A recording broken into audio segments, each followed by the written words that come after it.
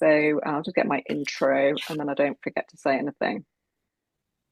So, hello and a very warm welcome to this Explain Pain webinar.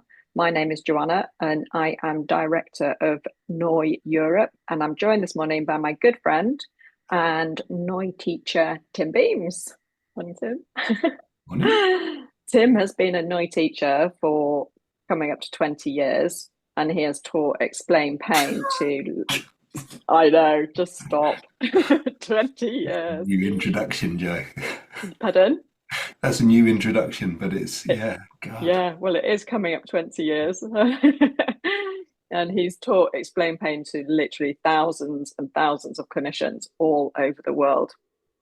Tim is an active clinician himself, specializing in persistent and complex pain. He is also co-founder of an organization called La Pub Scientifique, an online education platform for clinicians to learn about treating pain directly from the people doing the research and leading clinical experts. So Tim's put the link to that in the chat. If you would like to go and check that out, please do. Le Pub has a great podcast and some other great free resources. If you just want to get a taste of what they're all about, you can do that on their website. So these sessions, these webinars are all about giving you a taste of Explain Pain and how to practically use it in the clinic. Some of you will have already done an Explain Pain course. And for those of you that have, these sessions will reinforce what you've already learnt. But if you're new to Noi or new to Explain Pain, this will give you a taste of what we cover in the core course. Just a couple of admin things to mention before we start.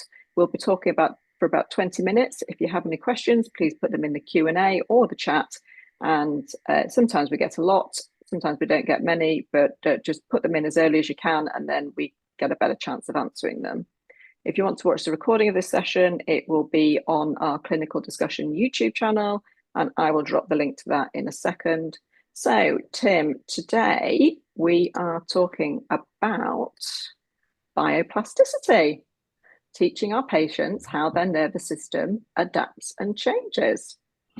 So we had a little chat before we came on live, and we're going to cover what is bioplasticity, the systems that are involved in bioplasticity, why is bioplasticity important in treating pain, and how do we harness bioplasticity in the clinic? 20 minutes, boom, Boom, easy done. peasy. We'll do our very best to get as much into this next 20 minutes as we can. So, Tim, kicking off, what is bioplasticity? Yeah, it's a good starter, isn't it? So I'm sure, and I think a lot of my patients have heard of the term neuroplasticity, with the sort of adaptability and changeability of the nervous system.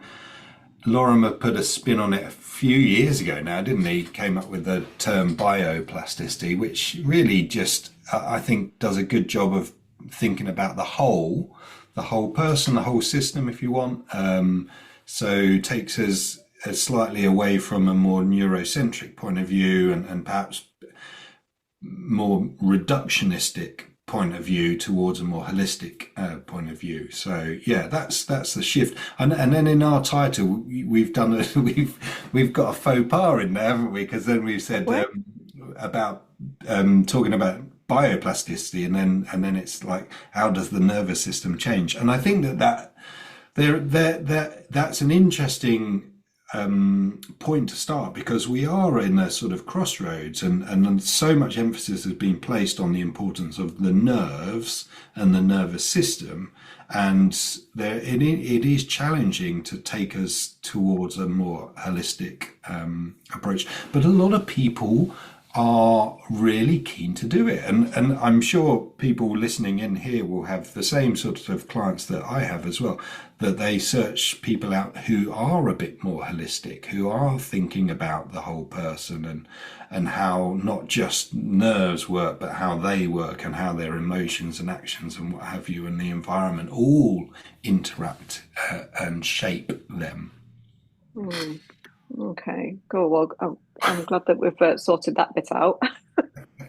Sorry, I wasn't going to get on my soapbox as well. I was thinking, I just want to I chill out. know. I have to reel you in a little bit, Tim. Yeah, yeah. Thanks for clarifying. It's important. So then the second part of that, I think, was why is it important? And I think the importance, if we then put the relationship back on the person that we're seeing, is that it's important to foster the condition of hope. And the reason is that I suspect everybody's like me. The people, when they come to see you, will essentially say things like, will it go? Mm. I want to be free of my pain. I want to be back to normal, whatever. There's sort of phrases within that, aren't there, that I think are very, very typical. And I want those as well, Yeah. and I would want them for myself as well. If I've got this pain that's going on, then I do want to know, like, is it going to go? So so so there's but and then I was talking to Joe before we came on, and I was saying, and there's something important in the language here, because the language does shape our beliefs around what's going on to us, or in us, and I'm using that sort of deliberately, because it's almost like there's pain is done to us, is we can remove that, we can turn it off, we can switch it off, and that's very different from pain is something that is in us, it's something that occurs within us, it's part Mm. of us, it's an experiential process, and those two, they fundamentally are quite different ways of understanding the human being, but also understanding pain. Mm. Oh, I Yeah. understand. Yeah, I see that. So when a patient first comes to you, do they come with one or the other of those concepts, that pain is happening to them or that pain is within them? Well, I get people like that, but I don't know. Yeah, it'd be interesting to know what people find. But I would say the majority of people that I see, if I think about the people I've met this week, are Mm. they want. I mean, essentially, they want to switch it off. And I Yeah. get it like that. Yeah, of course. Like, if you've had this thing going on, and I'm thinking about a couple of guys yesterday I was talking to, 3 years, 10 years of pain, you want to get Mm. rid of it. Yeah, you want to Mm. move on. Yeah, Mm. absolutely.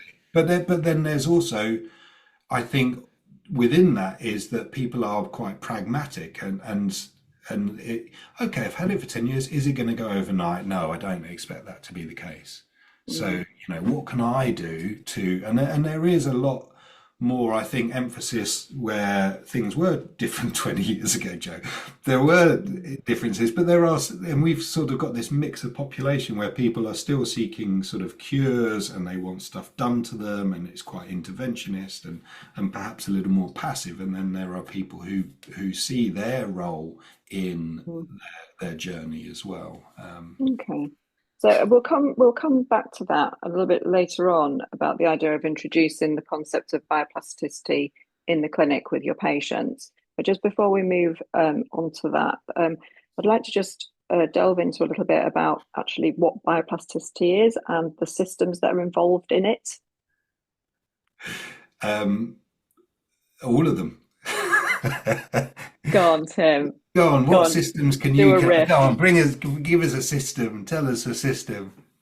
Oh, oh, in what way? How do you want a system I in don't know, our? you asked the question. Yeah. What Ah, systems can you think of that we've talked about? um, sit. Oh no, go on. You're gonna have to go. You're gonna have to prompt me. Your Go on. immune system Oh might be yeah, your one. immune system. Sorry, yeah, your immune Yeah, system. That's a good one. yeah, your muscular system or motor system, the cardiovascular system, like systems, but they're sort of broken down, fragmented, aren't they? But by fragmenting these systems, it does sort of separate out, doesn't it? That, you can feel really unwell, and have quite obvious signs of infection. But at the same time, that can influence your mood, it can influence the way you move, and therefore we see these systems interacting and shaping each other.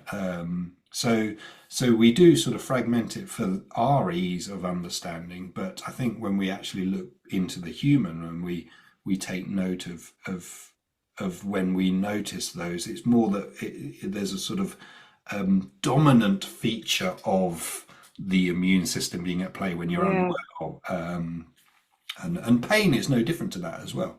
So a pain experience, I think, is a really interesting one, and we're trying to figure this out more and more deeply. But intrinsically, it is a totally individual experience. What the characteristics, the features are in one person are going to be different from another person, Mm. and that gives us a little bit of a clue in how we should shape therapies as well. Yeah. So I probably would have come in with the belief system. Would you? Yeah, cool. Yeah. Yeah, yeah. And we could just go on and on, couldn't we? The endocrine system, and some people separate things out like, and they call it a stress systems, but we have different parts of the different parts of stress systems as well. And Okay. yeah, maybe the Okay. language system, emotional systems, but then, how true is that you separate that out into different systems? But it's all Okay. part of the whole, isn't it? Part of the whole human being. Yeah, that's the point, really, isn't it? It is, there's so many different things at play here. And you've got somebody coming to you, and Katie's just made in the comments just made a really good point, which ties in with what we were saying, that the majority of people she sees will come from the thinking that pain is done to them and therefore they want to be fixed. There's a lot of variability in thinking Yeah, around that. So yeah. if taking those things into account, that there's a wide variation in thinking in your patients and a huge number of systems involved in this. Where do you start, Tim? Well, I think we'll start with Katie, because I think it's important that we validate the experience. And we've talked about this an awful lot, haven't we? It's important to validate that their experience is real, just like the experience of being in love or being happy or being jealous. These are all real experiences, they're felt experiences. The beauty of bringing us to known experiences as well has the ability for us to point out, have you noticed that over time, if you did feel happy, that might change? Or if and I gave this example to you, didn't I, Joe, that Mm, your first hot date with your partner is different from when you've been with them for 20 years.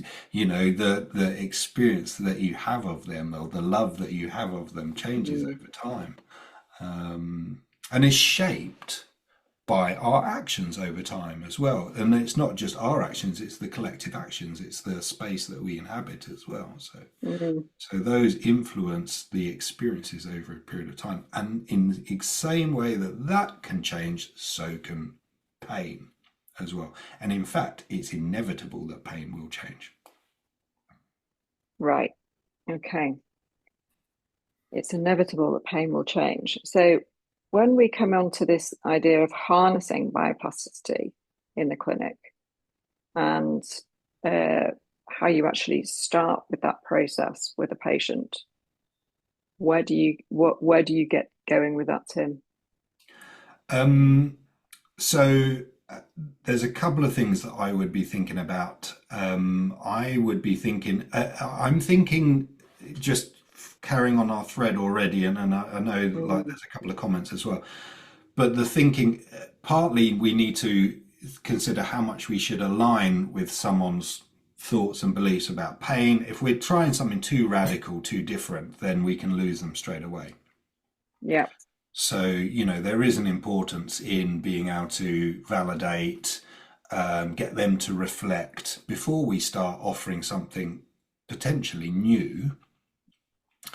And that will be different depending on their frame of reference and their belief systems around pain. mm, And then I'm thinking about, there's a couple of different things that I'm really thinking about, if we're considering hope and changeability, which is essentially what we're trying to do, yeah, is creating and using maybe some felt experiences, some known experiences of theirs, like we've talked about love, fear, etc. But there are other learning experiences like riding a bike or learning a language, and maybe there's something that they can bring to mind that's fairly recent that you can start to really understand what was necessary for them to be able to learn this new thing. A lot of people might use Duolingo or language apps and stuff. I do, and I think one part of that that is important that I transfer back into my treatment is the need to be consistent, and stacking up consistency again and again is important for reinforcing and changing and learning anew. And I sort of drop that in because I don't think we can unlearn pain. And I know people are out there who are saying, do this to unlearn pain. I mean, that perfectly is complete rubbish. I think you can't unlearn it. What we should really do is honor it and respect it and get to know it and perhaps even befriend it and say thanks very much, which I spend a considerable amount of time doing for some people, because if you're trying to get rid of it and it's sort of seen as an enemy, that being able to change that perspective is important, and perhaps understanding why, what is the need for that there at the moment. And we've talked about threat, perceptions of threats, danger, etc. DIMS fit into this as well. Danger in me fit into this, and understanding is there a continued need for you to be in this sort of threat state that might include pain. And by understanding it, confronting it, shifting those things, or providing a greater base of safety, I think would be an important starting point as well. Okay. So what have we got? We've got a little flow here, haven't we? We've got We have. understanding the individual, we've got Yeah. validating their experiences, and then, but I think before we start putting something new in there, I think creating a basis of safety is important as well. Yeah. Because when you're starting to try something new and you're experiencing these different sensations, these different feelings, etc., having a grounding of safety is fundamentally really important. Yeah. Because we're going to, with neuroplasticity or bioplasticity, we are asking them to try something different. Mm. You've been Mm. going down this pathway. In fact, you've trodden it so many times. It's super easy to go down that path, but Mm. that path leads to the same destination, pain. Dare you be different? There are other paths. I love that. Some of them are mega overgrown. Some of them aren't even paths yet. So a part of your job will be, why don't we try? Why don't we explore? And by exploring and trying new things, inevitably the view will be different because you're taking a new route. Mm. So the experiences will be different. Not all of those experiences will be joyful experiences as well. This will be challenging. This is going to be hard work. Mm. But there's something within that. And again, Joe, I was talking to you beforehand, wasn't I? I was saying I've had some really lovely comments from a few patients recently about the journey, and not me prompting them, but them saying, I wouldn't have thought it was possible, but I'm actually enjoying the journey. I'm learning something new about myself, and I forget the exact terminology, but I was saying Mm. about one lady in particular where there's this learned experience that is joyful. Yes, still pain, but there's joy in the experience and the process of recovery as well, of rehabilitating. Yeah, that's wonderful. I feel like we should maybe just summarize where we've got to here, and then we'll come to the some of the comments and questions in the chat. Is that Yeah, okay? I mean, I guess, can I just, so I've dropped in a sort of An an analogy. analogy, which is around the path and forming a new path, and that's Mm. important part of neuroplasticity, is that we are forming new connections and the potential for new experiences as well. We can't force the outcome here though, but we can create an opportunity. Mm, And by running those opportunities, there's a chance that the outcome will be different. mm, And then really the skill of someone being able to enjoy the new opportunities and going with, I talk to my patients about beginner's mind, being curious, being interested. If you give yourself the ability to release some of those expectations and be interested in what you might experience, that's a really powerful part of the process. I've mm, literally got it written in front of me. For me, when you know you don't know, you can find your own way, is written down. This is my prompt for myself. mm.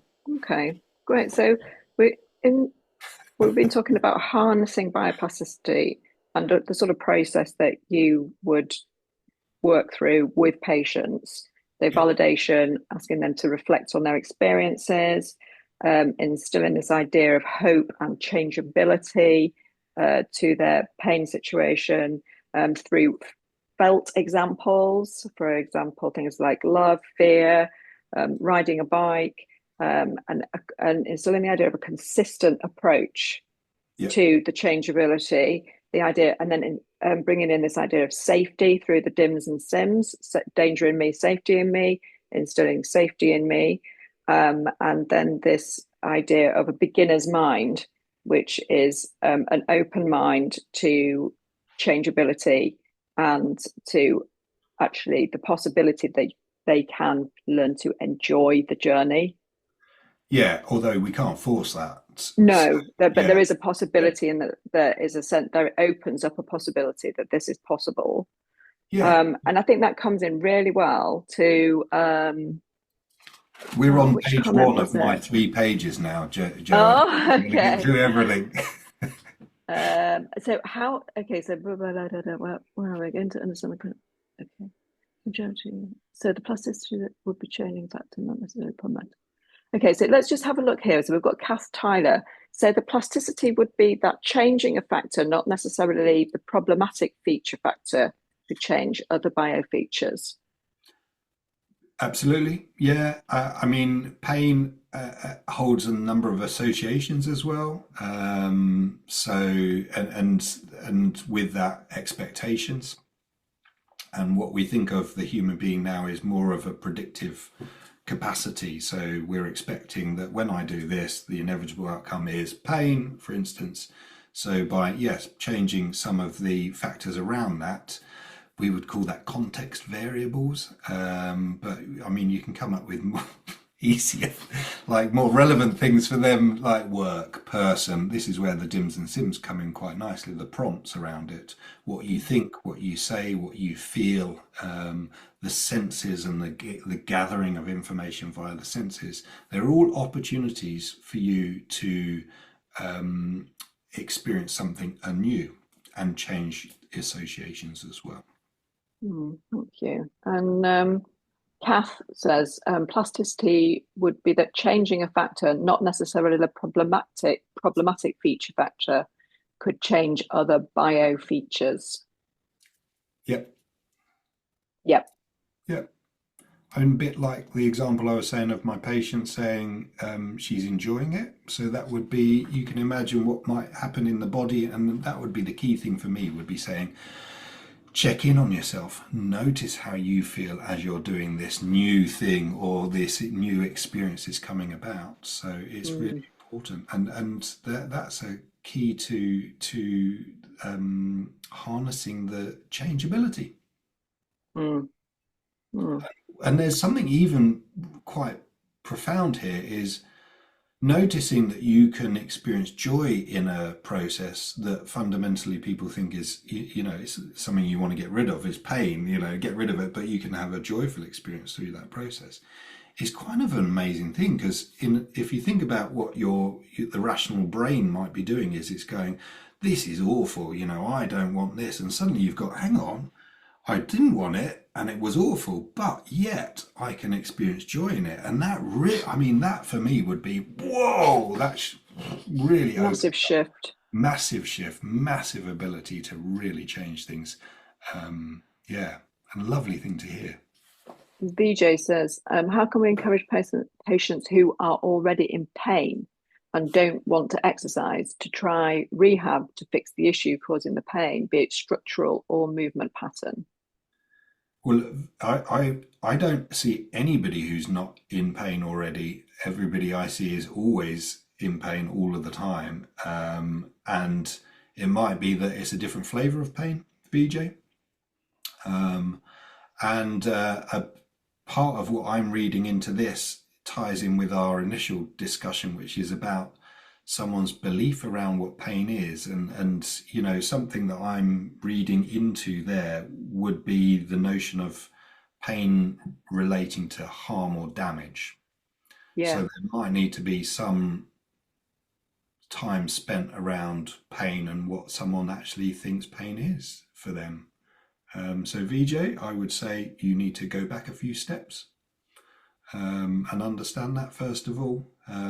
Yeah, and I thinking of things as just structural or a movement pattern to me aligns with many people's beliefs is quite reductionist, and that's okay. But that means that um, my direction would I would be holding on to more of a reductionist. I would probably not be talking so much about an emergent property of bioplasticity of the whole. I would be thinking about reflecting on how we do this movement, what's the felt experience of doing this movement, and we're quite sort of reductionist, i.e. we're focusing in on the thing that they want to focus in on yeah. until they, you know, if we still keep having problems again and again and again, which is then begs the question, is it time now to try something new? You know, given that we've tried this 10 times or for 3 years or for 10 years, what about trying a new direction? Hmm. Hmm. Yeah, And we interesting. can't force that, can we? Like we can't force that. I've got an example of someone I've been working with for a really long time, probably 5 years, and he just wasn't ready, wasn't ready. And it's almost like the last couple of months, something has just flipped in him, and his mindset has completely altered from the fix it, fix it, fix it to I'm in control. You know, it's my journey now. It's not the doctors that can dictate what's going to happen to me. And I think that's classically what will happen for a lot of people. We can offer opportunities, we can open some doors, but we can't walk through them Mhm. for them. Great. Okay. I'm conscious of time. Would you like to add more to what you were saying before we just wrap up by looking at how this subject fits within the broader explain pain material? Is there more that you'd like to add through this Yeah, thread? okay. So as a clinician, we're thinking about the emergent property that we think pain is. So property of the whole. And we've talked about, you know, there's a very big difference to a reductionist, you know, part whole. Um, I think it's important to where you think it's possible to create hope. Otherwise, why is someone coming to you? It's quite a nihilistic thing, isn't it? To think, well, there's no hope for me, nothing's going to change. If someone has that belief, then nothing will change. So finding ways of creating hope there, and we've dropped in a couple of ways that we would do that. Obviously, validating an experiences is absolutely key. Otherwise, you've lost them straight away. And then opening them up to their own experiences. Instead of us telling them something, get them to look inward, notice when things have changed, and see whether we can build from there. And we talked about some safety and creating safety behaviors, etc. Safety in them, and that involves many different facets we've talked about in the past. And then changeability and adaptability. It isn't easy to start with. It does require some work. It requires practice. It requires some consistency. It requires trying new things out as well. That means that you're not going to be brilliant at them first of all. So, and then maybe that comes back to part of VJ's comment there, but but it's okay to not be perfect straight away, and see it as a learning process, as a growth process, so we can control our actions to a degree, our thinking around those actions as well. We can't control the outcome, and the ability to be able to be in the process and enjoy the journey is a key feature of that. And then I guess there's another thing as well, which is for clinicians thinking about our patients, we can use stories and metaphors and analogies. I can't say that word today for some reason, but but our language is a key feature as well. And that does have the ability to either reinforce or reshape that experience. So yeah, figuring out what that means to you and the types of words and how you explain things is important. I think that's me summarizing it. And Thanks, then Tim. we came up with some specific examples. The really specific examples were look inward to the felt experiences like love, joy, anger, jealousy. There are learning experiences like learning a musical instrument, learning to bake a cake, a new recipe, like a new sport. So there are these experiences that we can tap into that they already have, and then we have everybody here has different ways of introducing life, movement, sensory experiences, whatever it is, Mm. work back into the equation, and being able to do that in a number of different ways, being creative, being mindful of opportunities to grow and try things out that are a bit different from the norm. The norm may be being in pain or the inevitable consequence of pain. So the jazz version, the blues version, the slightly different, path less travelled is important here. Mm. I love that idea of daring to be different, and in your approach as a clinician, as well as daring your patients. Just to wrap up here, Tim. How does this sort of thread into the broader explain pain course? Because obviously we can only ever scratch the surface in these 20-minute sessions. How does this fit into the 2-day course? This is all a part of what we talk about over 2 days. If we look at the research, is interesting perhaps. So when you go and ask people what they valued most from receiving education around pain, so pain neuroscience education, when you evaluate that, one of the key things that they value is the message of hope. Yeah, So being able to create that sense, that felt sense in them is really valuable for the people that we're seeing. yeah. And this is threaded through the entire course, the Explain Pain course. And if anybody hasn't done it, obviously we highly recommend the course. And we can see a lot of people that are on the chat here today that have done it, and the feedback that we get is tremendous. And so if you want a real deep dive in and understand all the facets of what we've talked about today, Tim's next course is running in about 2.5 weeks' time, I think, at the end of March. You can spend 4 sessions over 2 weeks online with Tim. It's all recorded, so you can go back and watch it over if there were bits that you didn't understand. And then, of course, you can use these to come in and refresh anything at a later date after the course. We don't believe in just delivering courses and then saying goodbye. We're here to support, and we also have a fantastic Facebook community which is very active, the NoiEu clinical discussion group. So please do jump in there. You will receive details about Tim's course, where to find the recording for this session, and also the clinical discussion group. They will all be emailed to you following this session. And there are also 30 plus other of these webinars on the YouTube channel. So if there was anything that you weren't certain about, then I can almost guarantee that we've done a session about that very thing. So please go in there, check them out, and check out Tim's course if you're interested. thanks for joining live, everybody, today. We appreciate your time and we appreciate seeing so many people come back to these over and over. Tim and I really enjoy doing them and we really enjoy having this contact with you. So thank you again. Take care. Enjoy the rest of your day or evening.